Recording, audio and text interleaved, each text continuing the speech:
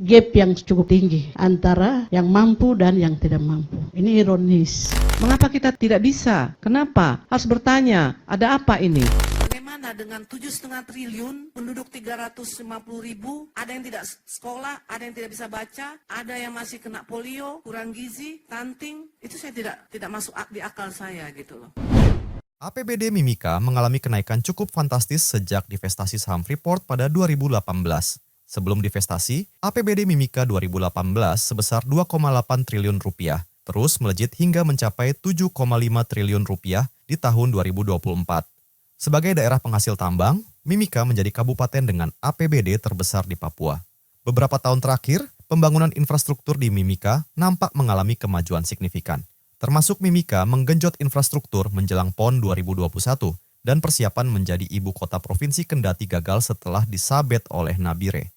Meski begitu, belakangan berbagai pihak menyoroti potret kemiskinan di Mimika. Sangat ironis, penduduk asli Mimika justru berada dalam kondisi terburuk di atas tanah yang kaya. Berdiri di atas emas, berjalan tanpa alas. Begitu kata konten kreator, Bobon Santoso menggambarkan kondisi Papua.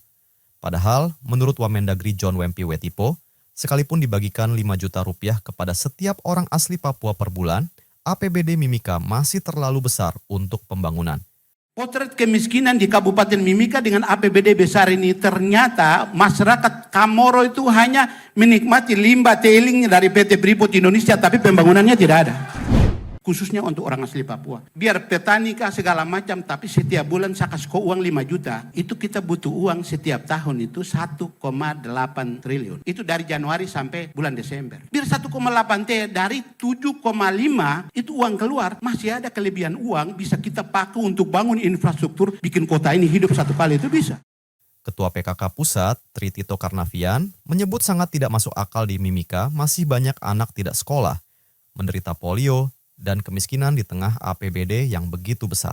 Bagaimana dengan 7,5 triliun, penduduk 350 ribu, ada yang tidak sekolah, ada yang tidak bisa baca, ada yang masih kena polio, ada yang masih kurang gizi, stunting, itu saya tidak masuk di akal saya gitu loh. Kalau dihitung APBD dibagi per 350 ribu itu satu orang itu bisa mendapat luar biasa. Namun memang banyak kendala-kendala politis di sini. Tapi sebetulnya kalau ada niat dari hati kita yakin semua ini pasti pergi ke gereja tiap minggu, pasti mendengarkan khotbah, mendengarkan suara Injil. Bagaimana anak-anak Tuhan di sini harus diperlakukan. Mereka harus menjadi orang-orang, jadi manusia yang harusnya memang manusia seutuhnya, yaitu dia terbebas, merdeka dari kemiskinan, dari buta huruf, dari tidak sehat, dari segala penderitaan di dunia ini.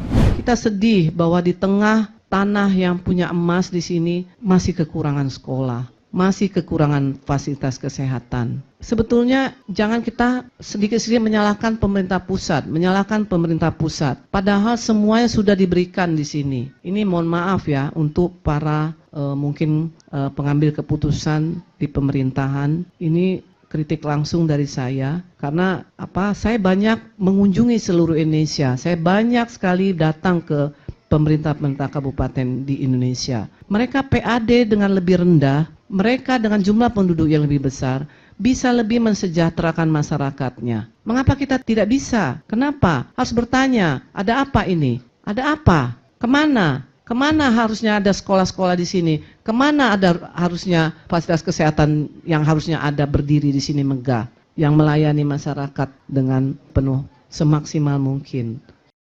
Penjabat Gubernur Papua Tengah, Ripka Haluk, mengakui kondisi Mimika menjadi salah satu pergumulan Pemprov Papua Tengah. Memang belum banyak yang tersentuh di Kabupaten Mimika. Dan ini menjadi pergumulan kita semua. Karena APBD kita cukup tinggi ya di Mimika. Kita akui itu. Kita lihat terjadi gap yang cukup tinggi. Terjadi gap atau jurang pemisah antara yang mampu dan yang tidak mampu. Ini ironis, ya. Ini ironis. Orang hidup di atas negeri emas, harusnya semua itu sudah harus standar kesejahteraannya sudah harus tinggi.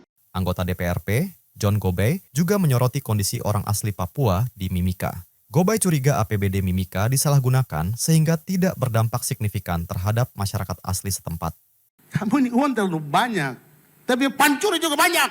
Sumber uang untuk bangun Mimika ini Freeport ada, LPMK ada, APBD Mimika ada. Jadi seakan-akan peranannya pemerintah kabupaten itu digantikan oleh LPMK dan Freeport.